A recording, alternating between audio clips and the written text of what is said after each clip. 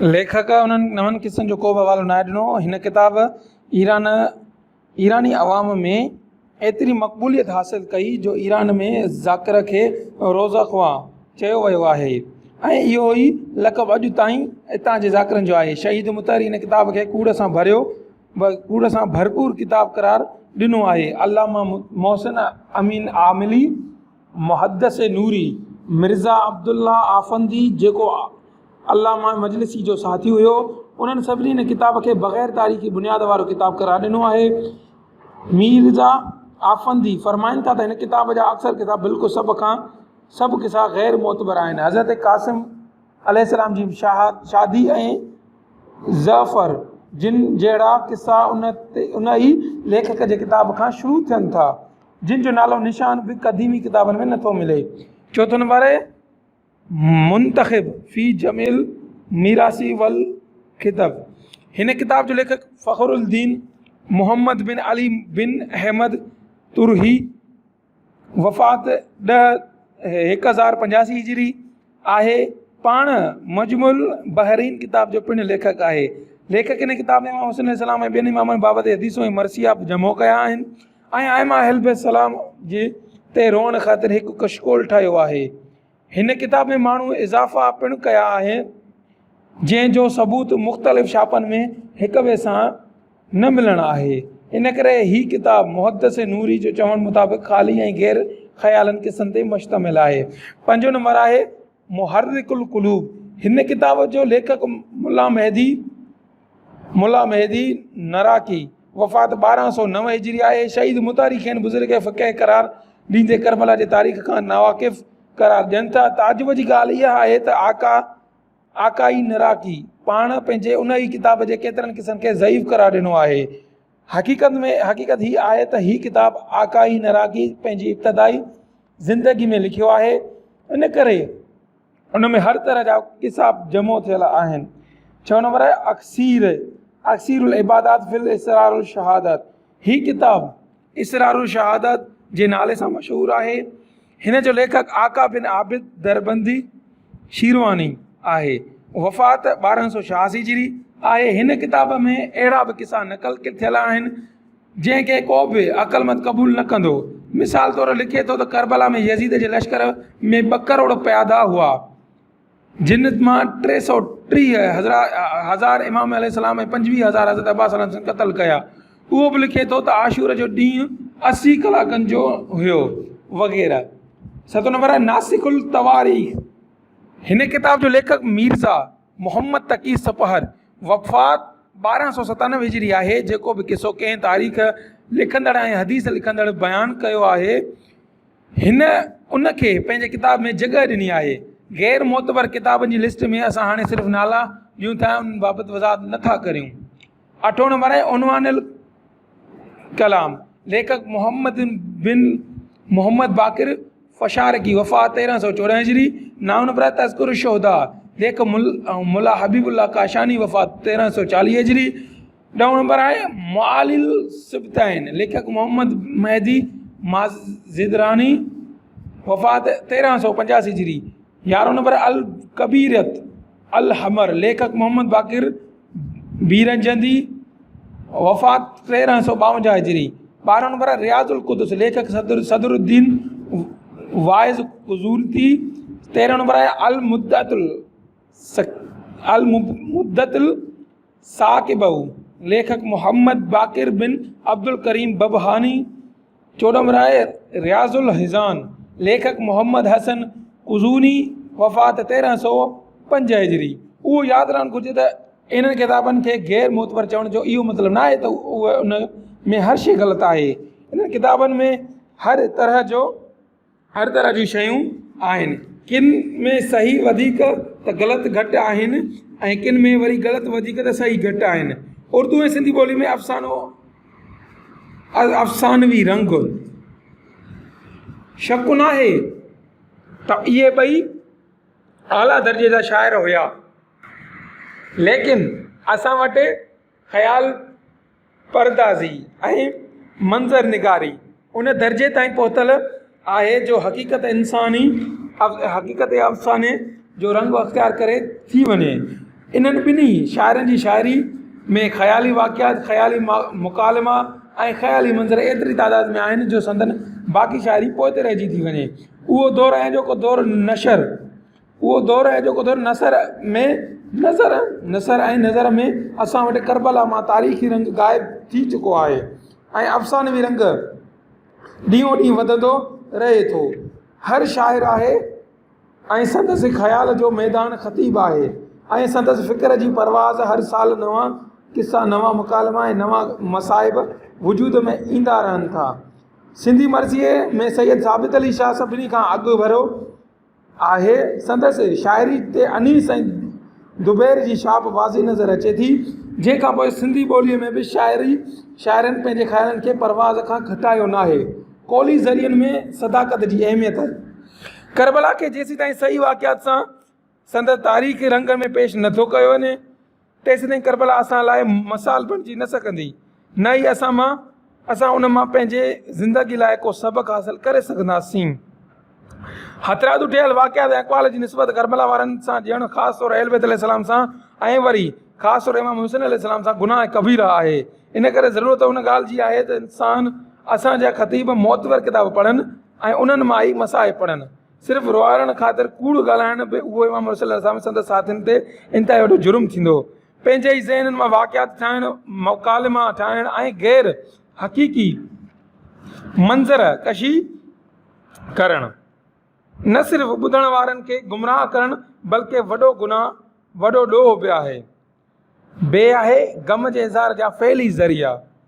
जीअं त अज़ादारी जो हिकु अहम मक़सदु इमाम हुसैन अलैहिस्सलाम ऐं संदनि साथियुनि जी मुसीबतुनि ते पंहिंजे ग़म जो इज़हार पिणु आहे, उहो बि मालूम आहे त ग़म जे इज़हार लाइ कुझु ज़रिया खपंदा। इमाम हुसैन अलैहिस्सलाम जे ग़म जे इज़हार लाइ कुझु ज़रिया अहिड़ा आहिनि जिन जी सिफ़ारिश आइमा अहल बैत अलैहिस्सलाम पाण फरमाई आहे। उन ज़रियनि जी लिस्ट असां अॻु में ॾेई चुका आहियूं, लेकिन यादि ॾियारण ख़ातिर ॿीहर ॾियूं था। पहिरियों नंबर आहे ज़ियारत लाइ करबला वञणु, पंहिंजे घर वारनि ज़ियारत, पंहिंजे घरां ज़ियारत पढ़णु ऐं मख़सूस मौक़नि ते मख़सूस ज़ियारतूं पढ़नि। इमाम हुसैन अलैहिस्सलाम जी मुसीबत ते रोअणु, आशूर जे ॾींहुं पंहिंजो कारोबार बंदि रखणु, आशूर जे ॾींहुं खे ग़म जो ॾींहुं करार ॾियणु, आशूर जे ॾींहुं रोज़ी जी नियत बग़ैर असर ताईं खाइणु पीअणु छॾे ॾियणु, आशूर ॾींहुं लज़ीज़ खाधो पीतो तर्क करणु, आशूर ॾींहुं सहरा में वञी या छत ते चढ़ी करबला ने इशारो करे सलाम करणु, कातिलन इमाम ख़िलाफ़ दुआ करणु, पहिरीं मुहर्रम खां आशूरा ताईं ग़म करणु, आशूरा जे ॾींहुं हिक ॿिए खे इमाम हुसैन अलैहिस्सलाम जी शहादत जी ताज़ियत चवणु, आशूरा ॾींहुं पाक कपिड़ा पाइणु ऐं उन्हनि जा बटण खोलिया रखणु, आशूरा ॾींहुं ग़मज़दा माण्हुनि वांगुरु कमीस जूं ॿाहूं कुंजणु, 4 रकात नमाज़ पढ़णु जंहिंजो तफ़सील किताबनि में मौजूदु आहे, आशूर जा अमाल करणु, मासाइब ते मुश्तमिल शेर पढ़णु। 17 नंबर आहे पाणी पीअणु वक़्तु इमाम अलैहिस्सलाम ते रहमत ऐं संदसि दुश्मन ते लानत करणु। इमाम हुसैन अलैहिस्सलाम ऐं संदनि साथियुनि जी मुसीबतुनि ते ग़म जे इज़हार जा ॿिया बि अमली ज़रिया जेके असां पाण मुंतख़िब कया आहिनि ऐं अॼु असांजे मुआशिरे में राइज आहिनि, उहे हिन रीति आहे। मातम सीने सर ऐं सथर ते हथ हणणु, मंज़म ऐं गैर मंज़र अंदाज़ में 19 नंबर आहे कारो लिबास पाइणु, 20 नंबर आहे खून कढणु, 21 नंबर आहे बाहि ते हलणु, जेके असां पाण ठाहिया आहिनि। हे उहे तरीक़ा आहिनि। मथे ॿुधाए ज़रियनि में 2 अहिड़ा ज़रिया आहिनि जेके जेतोणीकि आइमा अलैहिस्सलाम जे दौर में अरब ऐं राइज हुया ऐं आइमा अलैहिस्सलाम उन जी सिफ़ारिश पिणु कई आहे, लेकिन असांजे मुआशिरे में उहे ग़म जे ज़रिए तौरु राइज न आहिनि। इन करे अज़ादारी में पिणु मौजूदु न आहिनि, जिन में पहिरियों पाक कपिड़ा पाइणु ऐं उन्हनि जा बटण खोलिया रखनि ऐं ॿियो ग़मज़दा माण्हुनि वांगुरु कमीस जूं ॿाहूं कुंजणु आहे। ग़म जे इज़हार जूं 2 हालतूं, अज़तरारी, इंसान ते जॾहिं ग़म वधी वेंदो आहे त पोइ उहो बेइख़्तियारी थी पवंदो आहे, पंहिंजे हथ पंहिंजे जिस्म ते कंहिं हिसे ते हणंदो आहे, उहो इज़तरारी आहे, इज़तरारी अमल आहे। 2 नंबर आहे अख़्तियारी, कॾहिं इंसानु चाहींदो आहे त पंहिंजे ग़म जो इज़हार मातम जी सूरत में कंहिं बि मख़सूस जाइ मख़सूस वक़्त ते मुंज़म नमूने करे। अहिड़े क़िस्म जो मातम इज़तरारी यानी बेइख़्तियारी न हूंदो हो, बल्कि अख़्तियारी हूंदो आहे। उनजो मिसाल हल्को ॿधी मंज़म नमूने हथ सां मिलाए नूंहं ते मातम करणु। अज़ादारी में पिणु उहे 2 क़िस्म मौजूदु आहिनि। कॾहिं इमाम अलैहिस्सलाम जी मुसीबत ॿुधी इंसान ते अहिड़ो ग़म तारी थींदो आहे जो अखियूं बि वहंदियूं आहिनि ऐं ख़ुदि बख़ुदि हथ बि सीने सां सर ते लॻंदो आहे। उहो ई ग़म जो बेअख्तियार तरीक़ो बख़्तियार इज़हार आहे। जॾहिं त ॿई क़िस्म में मातम करण खां अॻु क़ाइदा नूंहें जी धुन ते रिहर्सल कई वेंदी आहे, पोइ कंहिं मख़सूस जाइ ते मख़सूस वक़्त ते उन तरह जे ग़म जो इज़हार कयो वेंदो आहे। हिन क़िस्म जे इज़हार में कोली ऐं फैली ॿई तरीक़ा पिणु हूंदा आहिनि।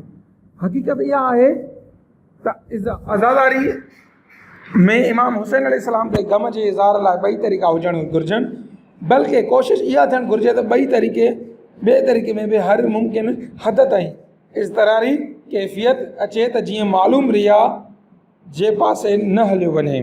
असांजे मुआशिरे में हिन वक़्तु ग़म जे इज़हार ख़ातिर आज़ादारीअ में राइज ज़रिया जिन जो इंतिख़ाब असां पाण कयो आहे उहे हिन रीति आहिनि। पहिरियों नंबर मातम, ॾुख ऐं ग़म वक़्तु अखियुनि मां ॻोढ़ा वहणु या उछगार ॾेई रोअणु हिकु फितरी अमल आहे जेको इंसान खां बेअख्तियार थींदो आहे।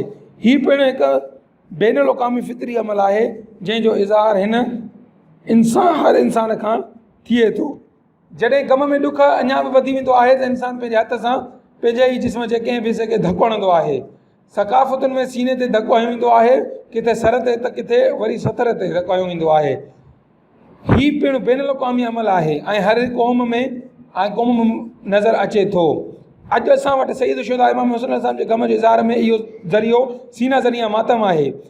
ख़ानदान अहल बैत अलैहिस्सलाम जी ज़िंदगी में बि असांखे कुझु जायुनि ते कंहिं न कंहिं तरीक़े सां इज़तराज़ी मातम मिले थो।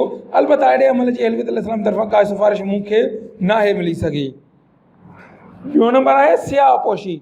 असांजे मौजूदा आज़ादारी में ग़म जे इज़हार जो आम ज़रियो कारो लिबास पाइणु आहे। रिवायत में बि ख़ानदान आल मोहम्मद जे अमली ज़िंदगी अंदरि कुझु शख़्सियत पारां ग़म हुसैन में सियाह लिबास पाइण जो तज़किरो मिले थो। अलबत्ता मूंखे कंहिं रिवायत में इन जी सिफ़ारिश मिली नाहे सघी। कारो लिबास, कारो झंडो, कारियूं पटियूं ऐं कारा पेनर पोइ दुनिया जे ग़म ऐं एतिराज निशानी सम्झा वञनि था। हीअ हिकु अहिड़ी अलामत आहे जंहिं बैनुल अक़वामी सतह ते नज़र अचे थी। हर क़ौम ऐं सकावत सियाहपोशी ग़म ऐं एतिजाज जी अलामत आहे। आज़ादारी में पिणु सियाहपोशी ग़म जे इज़हार जी इख़्तियारी अलामत हुजण सां गॾोगॾु एतिजाज जी अलामत पिणु आहे। रिवायत मुताबिक़ इमाम हुसैन अलैहिस्सलाम जी शहादत खां पोइ संदन ग़म ऐं कारोबार लिबास सभ खां अव्वल ऐं उम्मुल मोमिनीन हज़रत उम्मे सलमा सलामुल्लाह अलैहा पातो हुयो, जेको बाद में आहिस्ता आहिस्ता फैलिजंदो वियो। कारो लिबास ऐं दुनिया में ग़म जे इज़हार जो अहम ज़रियो आहे। इन करे आज़ादारी जी अलामतुनि जो जेतिरे क़दुरु सियाह रंग जो इस्तेमालु थी वेंदो एतिरो ग़म जो इज़हार थींदो। टे नंबर रतु कढणु ऐं बाहि ते हलणु। ईरान जी रिवायत मुताबिक़ सफ़वी दौर में बादशाह जी फ़ौज जो हिकु ख़ासि दस्तो हुयो जंहिं पंहिंजे वफ़ादार साबित करण लाइ आशूर जे ॾींहुं बादशाह अॾोस पंहिंजे सर ते वार करे खून कढण जी शुरूआति कई हुई, जंहिंखां पोइ आहिस्ते आहिस्ते इहा सकाफ़त ॿियनि मुल्कनि ताईं पुण फैलिजी वई। उहो ई सबबु खां आहे त सफ़वी दौर में ऐं उन खां पोइ वारे दौर में ई मराजे जी फ़तवाउनि में खून कढण जो ज़िक्र मिले थो, जॾहिं त उन खां अॻु इन अमल बाबति उलमा जी फ़तवाउनि में उन को बि नालो निशान नथो मिले। शहीद मुतारी जे तहक़ीक़ मुताबिक़ खून कढण जी इहा सकाफ़त आरमीना जे ईसाई मज़हब वारनि वटां ईरान में आयल आहे।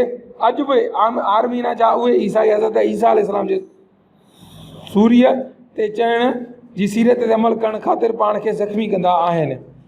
बाहि ते मातम ज़्यादातर सिंध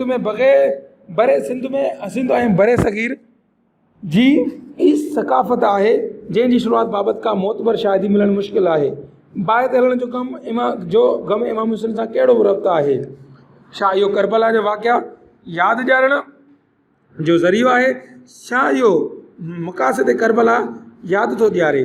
असांजे मुआशिरे अंदरि आज़ादारी में रतु कढण वारनि या उन जी हिमायत करण वारनि जो चवणु आहे त उहे इमाम हुसैन अलैहिस्सलाम जी बारगाह में पंहिंजे अक़ीदत जो इज़हार आहे, जॾहिं त आज़ादारी में बाहि ते हलण वारे जो चवणु आहे त असां उहो ॾेखारणु चाहियूं था। इमाम हुसैन अलैहिस्सलाम जी आज़ादारी में बाहि असां ते असरु नथी करे, लेकिन असां ॻाल्हि वाज़े इहा ॻाल्हि वाज़े आहे त इन्हनि ॿिन्ही अमलनि जो तालुक़ु न इमाम अलैहिस्सलाम लाइ ग़म जे इज़हार सां आहे, न वरी करबला खे यादि ॾियारण लाइ आहे।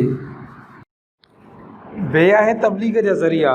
इमाम हुसैन अलैहिस्सलाम जी मुसीबत ते ग़म जे इज़हार खां अलावा आज़ादारी जा ॿिया मक़सद करबला जे वाक़े खे यादि ॾियारणु, इमाम हुसैन अलैहिस्सलाम जो मक़सदु बयानु करणु, इमाम हुसैन अलैहिस्सलाम जो मक़सदु न दावत ॾियणु ऐं हुसैनी तहरीक हलाइणु आहिनि। उन्हनि खे असां तबलीग जा ज़रिया सम्झूं था। तबलीग जा उहे ज़रिया ॿिनि क़िस्मनि जा आहिनि। पहिरियों वारा कौली ज़रिया, तबलीग जा अहिड़ा ज़रिया जिन जो तालुक़ु ज़ुबान सां आहे। ॿियनि वारा फैली ज़रिया, अहिड़ा ज़रिया जेकी इमाम हुसैन अलैहिस्सलाम ऐं करबला खे यादि ॾियण लाइ अलामती हैसियत रखनि था। तबलीग जा कौली ज़रिया, आज़ादारी में असांखे घुरिजे त जिन शयुनि जी तबलीग खे अवल ते ॾियूं था उहे ही आहिनि। दुनिया जे इंसाननि ताईं करबला जे वाक़े खे पहुचाइण, दुनिया जे इंसाननि ताईं इमाम हुसैन अलैहिस्सलाम जे मक़सद खे पहुचाइण, उन्हनि जी तशरीह करणु। टियों नंबर आहे दुनिया जे मज़लूम इंसाननि खे इमाम हुसैन अलैहिस्सलाम जे मक़सद खे क़बूल करण जी दावत ॾियणु। चौथों नंबर आहे इमाम हुसैन अलैहिस्सलाम जे मक़सद जी हासिल करण लाइ जिदोजहद करणु। तबलीग जा फैली ऐं अलामती ज़रिया, करबला जे वाक़े में उन वाक़े जे किरदार खे यादि ॾियारणु ऐं असां वटि कुझु अमली ज़रिए राइज आहिनि जिन में अलम ताज़ियो सुलझना ऐं पींगो वग़ैरह शामिल आहिनि।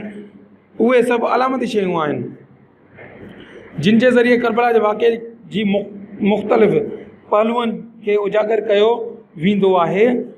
उन्हनि बाबति असां हिते पंहिंजो मुख़्तसिर तजज़ियो बयानु कंदासीं। अलम हुसैन ऐं अलम हुसैन अलैहिस्सलाम ऐं आलम अब्बास अलैहिस्सलाम। अलम परचम ऐं झंडो कंहिं निज़ाम मंशूर ऐं सिस्टम सां हिमायत जी अलामत हूंदो आहे। अॼुकल्ह जे दुनिया में हर पार्टी या तंज़ीम पंहिंजो हिकु मक़सदु नसिबुल आइन मंशूर या दस्तूर रखे थी ऐं उन मंशूर जी अलामत तौरु पंहिंजे लाइ हिकु मख़सूस परचम मुंतख़ब कंदी आहे।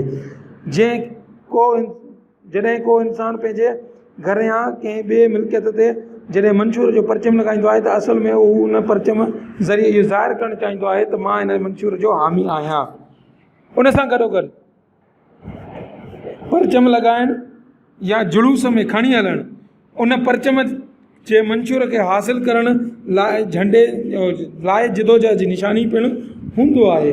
जॾहिं तंज़ीमूं पंहिंजे ऑफिसनि ते या आवाम जॻहनि ते पंहिंजे उन मंशूर जो परचम लॻाईंदियूं आहिनि त उन्हनि में मक़सदु इहो ई हूंदो आहे त असां उन परचम जे मक़सद खे हासिल करण लाइ जिदोजहद करे रहिया आहियूं। पार्टी या तंज़ीम जे परचम मक़सद जी अलामत हुजण सबबि मां पार्टी जी इज़त ऐं अज़मत करार ॾिनो वेंदो आहे। इन करे परचम जी बेहुरमती उन पार्टी जी इज़त जी पामाली सम्झो वेंदो आहे। मतिलबु त परचम कंहिं बि मंशूर खे अपनाइण उन लाइ जिदोजहद जी अलामत हूंदो आहे। अलम इमाम हुसैन अलैहिस्सलाम पिणु इमाम हुसैन अलैहिस्सलाम जी मक़सद जी अलामत आहे। उन करे उन अलम खे बुलंद करण जो मतिलबु संदसि मक़सद खे बुलंद करणु आहे। असां अॻ में बयानु करे चुका आहियूं त इमाम हुसैन अलैहिस्सलाम जो मक़सदु दीन खे क़ाइमु करणु हुयो, यानी अलाह जे निज़ाम खे अलाह जे नुमाइंदे जे ज़रिए मुआशिरे में क़ाइमु करणु। उन मां वाज़े आहे त अलम इमाम हुसैन अलैहिस्सलाम दीन जे क़याम उन राह में हर तरह जे जिदोजहद जी अलामत आहे। पंहिंजे घर ते अलम लॻाइण जो मक़सदु उन ॻाल्हि जो इज़हार आहे त हीउ घर दीन जे क़याम जी राह ऐं जिदोजहद कंदड़ आहे।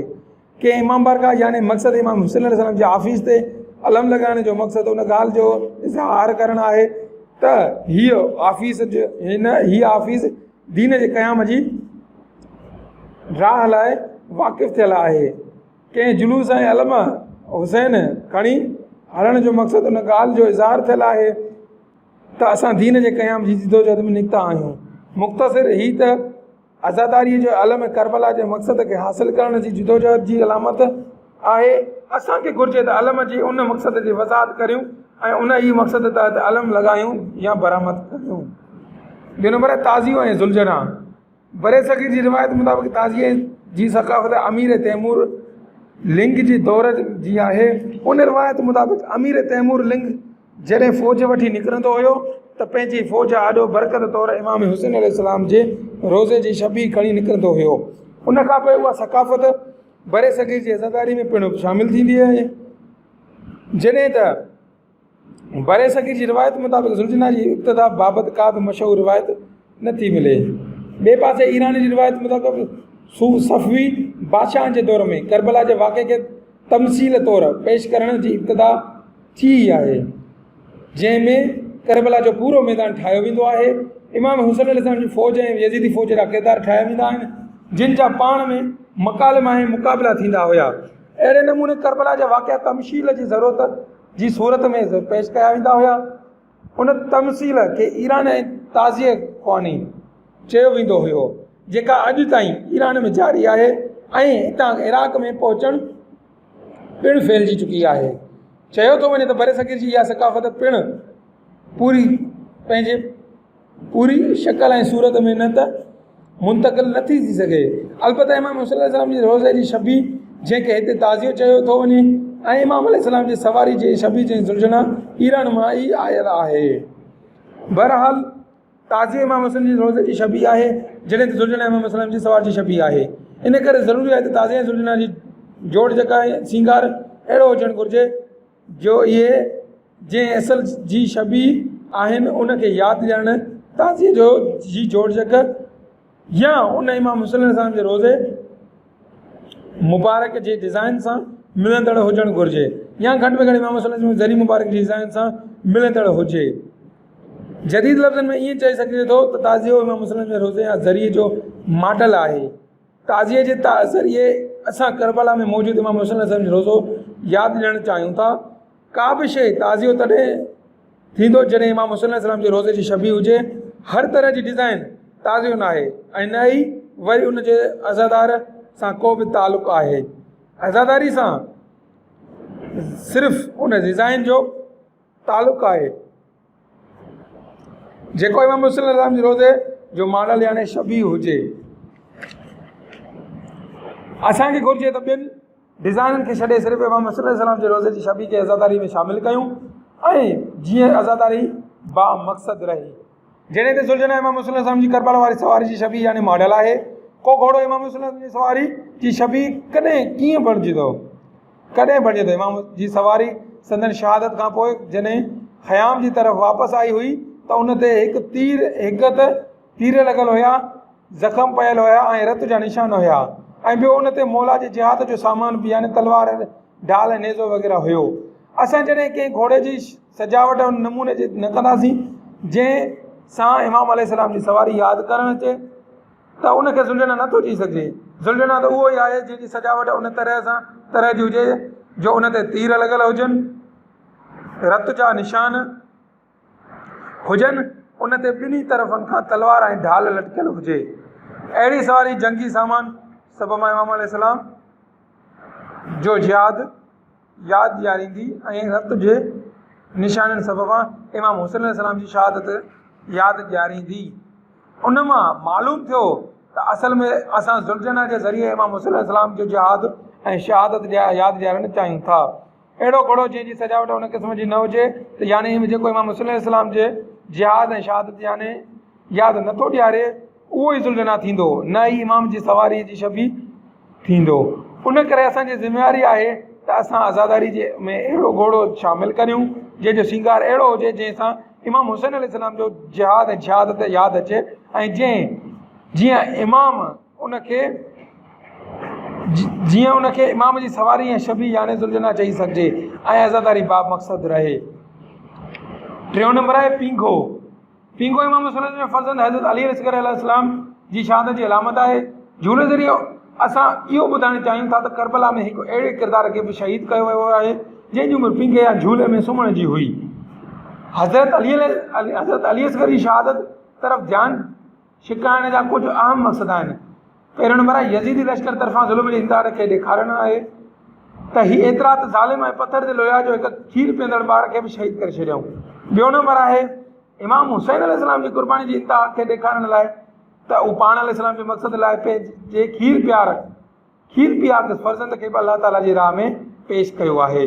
टियों नंबर आहे उन हक़ीक़त खे वाज़े करणु आहे त इमाम हुसैन अलैहिस्सलाम जो हीउ जिहाद कंहिं बि इक़्तिदार परस्ती लाइ न हुयो, छो त इक़्तिदार परस्ती उन इंसान पंहिंजी औलाद खे हर किस क़ुर्बान नाहे कंदो। चोथों नंबर आहे करबला जो जिहाद ऐं तहरीक अहिड़े क़िस्म जी हुई जंहिंमें पोड़ा जवान ॿार औरतूं ऐसी ताईं जो खीर पिया ॿार शामिल हुया। यज़ीदी फ़ौज के बाग़ी न आहिनि मारिया बल्कि मज़लूम मारिया आहिनि, छो त खीर पियाक ॿार बग़ावत न आहे कंदो। असांजी आज़ादारी में जेको झूलो कढी थो वञे उन जे डिज़ाइन त झूले जी हूंदी आहे, जंहिंमां को खीर पियाक ॿार यादि अचे थो, लेकिन असांखे असल में उन खीर पियाक ॿार जी शहादत यादि ॾियारणी आहे जेका मौसम नमूने यादि नथी ॾियारे वञे। ज़रूरत इन ॻाल्हि जी आहे त झूले जी सजावट अहिड़े हुजणु घुरिजे जो अली असगर जी शहादत यादि अचे। मिसाल तौरु उन ते हिकु सिफ़त चादर पियल हुजे ऐं उन जे रत सां ॻाढ़ा निशान हुजनि। अहिड़ी सजावट ई असल में झूले खे आज़ादारी जो हिसो बणाईंदी। जेको झूलो हज़रत अली असगर माज़रत सां हज़रत अली असगर जी शहादत यादि न ॾियारे उन जो आज़ादारी सां को बि तालुक़ु न आहे। चौथों नंबर न्याज़ ऐं सबील। न्याज़ जो पूरो नालो नज़र अल्लाह व न्याज़ हुसैन आहे। ही हुसैनी तारीख़ शामिल कुझु माण्हू चाहिनि था त दीन जे क़याम जो हिन तारीख़ आज़ादारी में शामिल थींदड़ इंसान जी का बि ख़िदमत कनि, उन करे उन्हनि खे अलाह जी राह में कुझु खाराइनि था। अलाह जी बारगाह मां उन में अमल सब मां जेको सवाबु मिले थो उनखे पाण वटि रखणु बदिरां पंहिंजे मौला ऐं आका ऐं उन तहरीक जे सरवाण इमाम हुसैन जी बारगाह में न्याज़ ऐं निवरत सां हदियो करे पेश कनि था। उन करे उनजो नालो नज़र अल्लाह व न्याज़ हुसैन आहे। अलबत्ता अॼु उहो नालो मुख़्तसर ई न्याज़ हुसैन रखियो वियो आहे या रहिजी वियो आहे। असांजे मुआशिरे में इहो पुछियो वेंदो आहे त ही न्याज़ आहे या ख़ैरात। असल में उन सवाल जो सबबु हिकु ग़लतफ़हमी आहे। इहा ई त न्याज़ अलाह जी राह में न आहे। हक़ीक़त हीअ आहे त न्याज़ बि अलाह जी राह में आहे।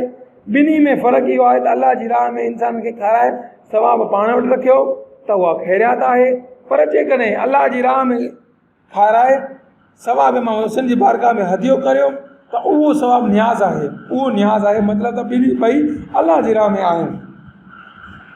सिर्फ़ु सवाबु बाबति सवालु आहे त पाण वटि रखे थो या इमाम जी बारगाह में पेश करे थो। सबील जो पूरो नालो फ़ी सबीलिल्लाह आहे। ही बि न्याज़ वांगुरु आहे। न्याज़ में खाधो खारायो थो वञे, हिन में का शइ प्यारी थी वञे।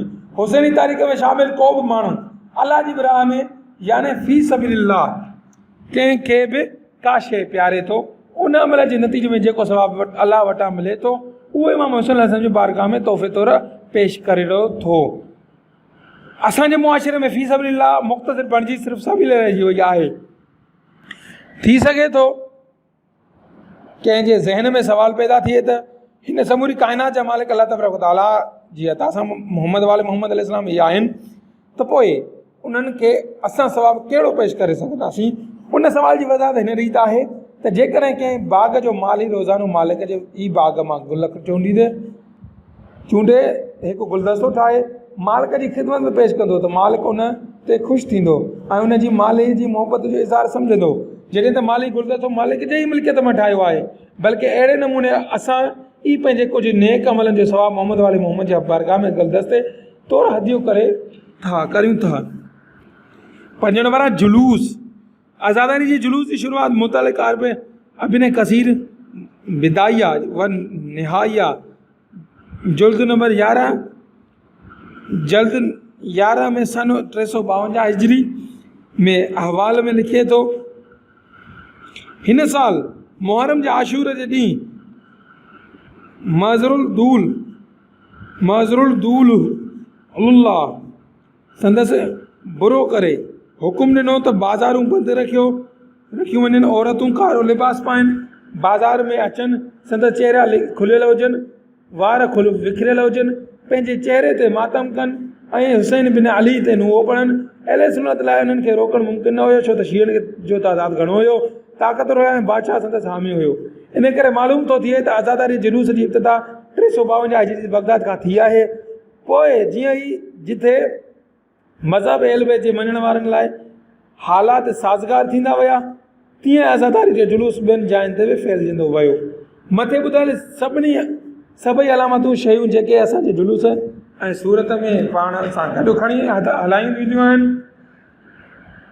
उहे सभु इज्तिहादी आहिनि। कंहिं बि मासूम अलैहिस्सलाम न ई अहिड़ो को हुकुम ॾिनो आहे, न वरी सिफ़ारिश कई आहे। बल्कि आज़ादारी जे मक़ासद खे आॾो रखी उन असां पाण मुंतखिब कयूं आहिनि। जुलूस हमेशह कंहिं बि मक़सद खे हासिलु करण लाइ तहरीक ऐं हलचल जदोजहद जी अलामत हूंदो आहे। इन करे जुलूस ख़ुदि हिकु अलामती शइ आहे। हुसैनी जुलूस ऐं उन्हनि सभिनी अलामतुनि खे खणी हलणु पिणु हिकु अलामत आहे। अहिड़ी जुलूस ज़रिए असां पंहिंजे हुसैनी तहरीक जो तारीफ़ कराइणु घुरूं था। पहिरियों बार जुलूस अज़ा ऐं हुसैनी अलम हिन तहरीक जी जे मक़सद जी अलामत आहे त याने असां अज़ादारनि जो मक़सदु असल में इमाम हुसैन अलैहिस्सलाम वारो आहे ऐं असां दीन जी क़याम लाइ उथंदा आहियूं। ॿियो नंबर आहे ज़ुलजना ऐं ताज़ीअ ज़रिए असां हिन तहरीक जी क़ाइद रहबर ऐं रहनुमा जो तारीफ़ करायूं था त असांजे हिन जिहाद जो सरवाण इमाम हुसैन अलैहिस्सलाम आहे। उन ई मक़सद जी राह में जिहाद कंदे शहीद थियो, जंहिंजो रोज़ो करबला में आहे। झूले ज़रिए असां ॿुधाइण था चाहियूं त जीअं कल्ह इमाम हुसैन अलैहिस्सलाम करबला में पंहिंजे हर शइ एसी ताईं जो पंहिंजो खीर प्याग फ़र्ज़ंद पे क़ुर्बान कयो, असां बि दीन जी क़याम वारे मक़सद खे हासिलु करण लाइ पंहिंजे हर शइ क़ुर्बान करण लाइ मैदान में आया आहियूं। उन मक़सद खे वधीक वाज़े करण लाइ कुझु सालनि खे 2 मुहर्रम खां योम अली असगर तौरु पिणु मुनक़द कयो वियो आहे, जंहिंमें ज़ैनबी किरदारु रखंदड़ औरतुनि पंहिंजा खीर प्याग ॿार खणी ईंदियूं आहिनि ऐं उन्हनि खे इमाम इस्माइल अलैहिस्सलाम बारगाह में पेश कंदियूं आहिनि। जुलूस में चौथो नंबर जुलूस में हलण जो मक़सदु हीउ आहे त असां पंहिंजे इन जदोजहद खे जारी रखण जो अहद करे चुका आहियूं ऐं न्याज़ ऐं सबील उन शइ जी अलामत आहे त असां हिन राह में हर शइ जी माली क़ुर्बानी लाइ तयारु आहियूं। इन मां वाज़े आहे त उहो चवणु त असांजो असांजी हीअ आज़ादारी जो जुलूस निहायत पुरअमन आहे ऐं कंहिं बि कंहिंजे बि ख़िलाफ़ु न आहे। उहो जुमिलो आज़ादारी जे मक़सद जी तौहीन आहे। इन करे त हीअ जुलूस जे हर दौर जे यज़ीद जी क़ुवत जे कातिलान इमाम हुसैन जे ख़िलाफ़ु आहे। कातिल इमाम केरु? उहे कातिलान हुसैन अलैहिस्सलाम जेकी सन 61 हिजरी में करबला में मौजूदु हुया। उन्हनि मां किन खे सन 64 हिजरी में तवाबिन जंहिंजो सरबराह सलेमान बिन सुरुद ख़ज़ाई हुयो क़तलु कयो।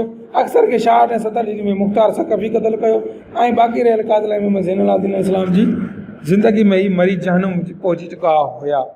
लेकिन असांखे नज़र अचे थो त इमाम सज्जाद अलैहिस्सलाम जी शहादत खां पोइ अहल बैत अलैहिस्सलाम जे घराणे सां संदसि मञण वारनि जे तरफ़ां जेके बि तहरीकूं हलियूं आहिनि, ऐसी त इमाम रज़ा अल्लाह दौर में बि जॾहिं त उहा तहरीक फैलिजी वियूं हुयूं, उन दौर में बि संदसि नारो या सार अल्लाह हुसैन या लिसारतुल हुसैन याने ए खून हुसैन जो इंतकाम वठण वारो रहियो आहे।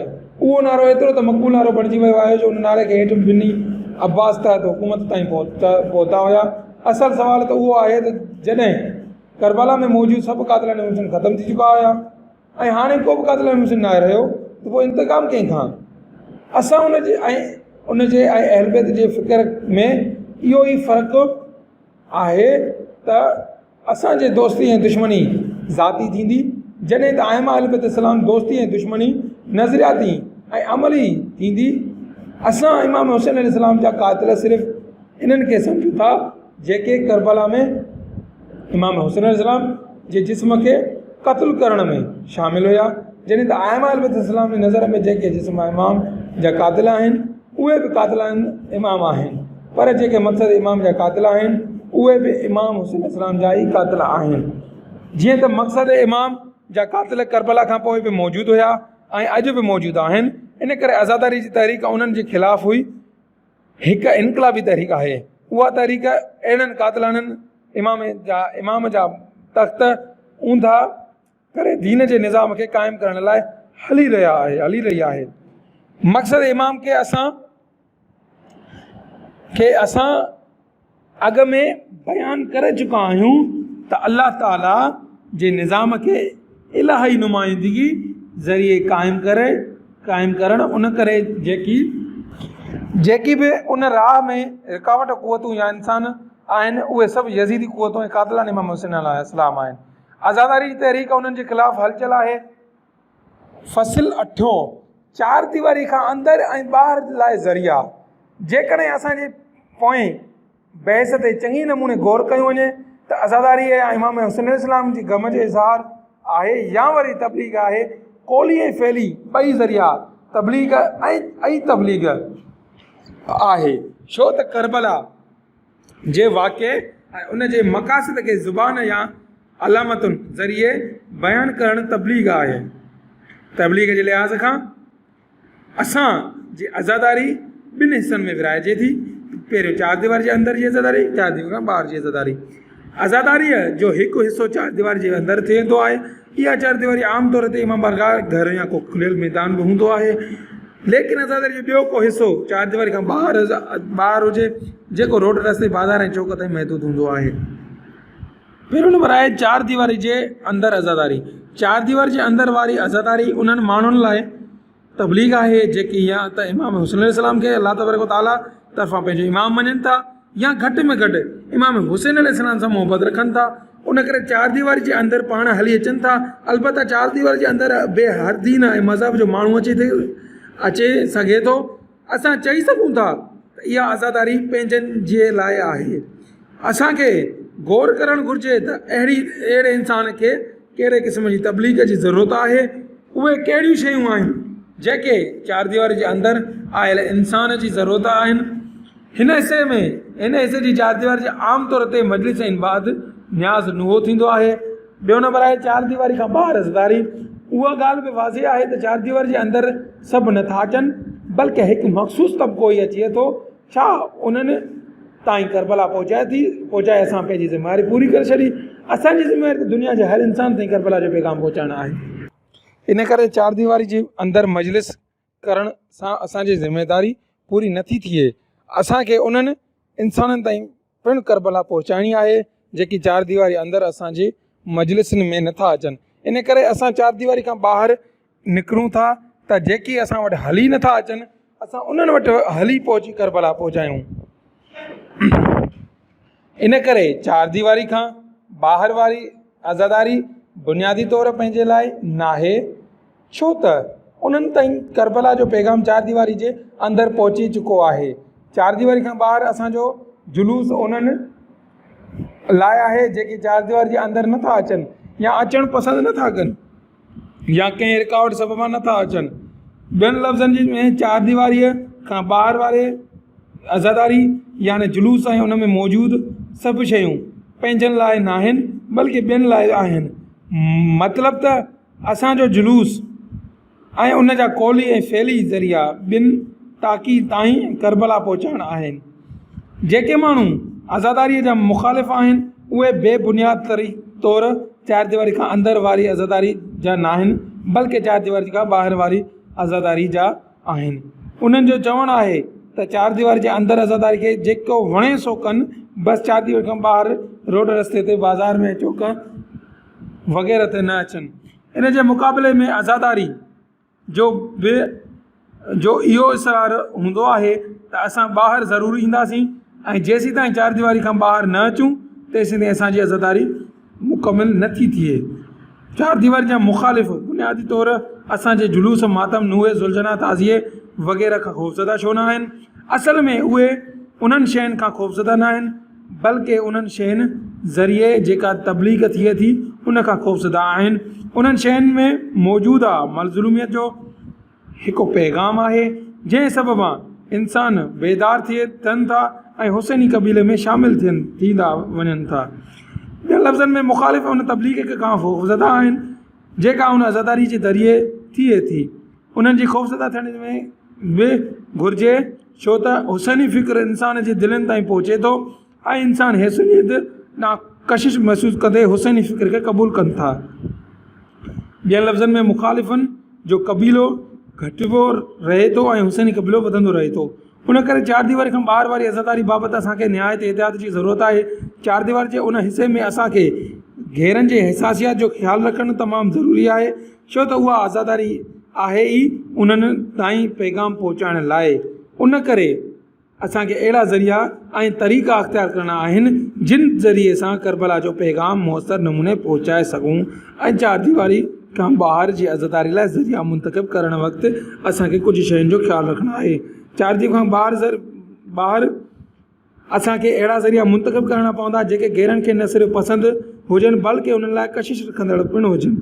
ॿियो नंबर आहे अहिड़नि सभिनी ज़रियनि खां परहेज़ करणी पवंदी जेके घेरण लाइ नफ़रत जो सबबु बणिजनि ऐं या उन्हनि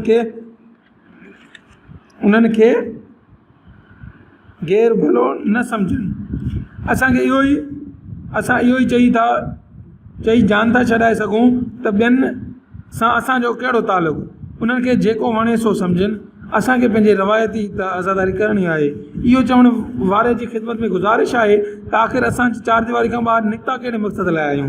करबला जो इहो पैगाम जेको पंहिंजे ताईं पहुचाइणो आहे उहो पंहिंजनि ताईं पहुचाइणो हुयो, उहो त चार दीवारी जे अंदरि वारे आज़ादारी में पहुचाए चुका आहियूं। जेकॾहिं ॿाहिरि गैर ताईं पैगाम पहुचाइणो न आहे त पोइ ॿाहिरि अचण जो को बि मक़सदु न आहे रहियो। हाणे जॾहिं असां ॿाहिरि निकिता ई गैरनि ताईं पैगाम पहुचणु आहियूं त पोइ उन्हनि जे मिज़ाज जो ख़्यालु त रखिणो पवंदो न। उहा अजीब सोच न आहे त ॿाहिरि निकिता गैरनि ताईं पैगाम पहुचण लाइ आहियूं पर उन्हनि जी मर्ज़ी पैगाम ॿुधनि या न ॿुधनि। छा ॿाहिरि वारी आज़ादारीअ में गैरनि जो ख़्यालु न रखे असां पंहिंजे महिनत ते पाण ई पाणी हारी छॾींदासीं। इन करे ॿाहिरि वारी आज़ादारी लाइ ज़रिया मुंतख़िब कंदे असांखे सिर्फ़ु इहो ॾिसणो न आहे त उहो ज़रियो जाइज़ हुजे या बल्कि उहो बि ॾिसणो आहे त उन ज़रिए जा असांजो पैगाम पहुचंदो या न। असांखे उन उमीदुनि में इहे जाइज़ ज़रिया पिणु छॾणा पवंदा जेके पैगाम पहुचण जी राह में रुकावट हुजनि। अमीर अल मोमिनीन हज़रत अली अलैहिस्सलाम फरमाइनि था जॾहिं नवाफ़िल फ़र्ज़नि खे नुक़सानु पहुचाइनि त पोइ उन्हनि सां अलाह जो क़ुर्ब हासिलु न थींदो। वरी फरमाइनि था जॾहिं नवाफ़िल फ़र्ज़नि खे नुक़सानु रसाइनि त उन्हनि खे छॾे ॾियो।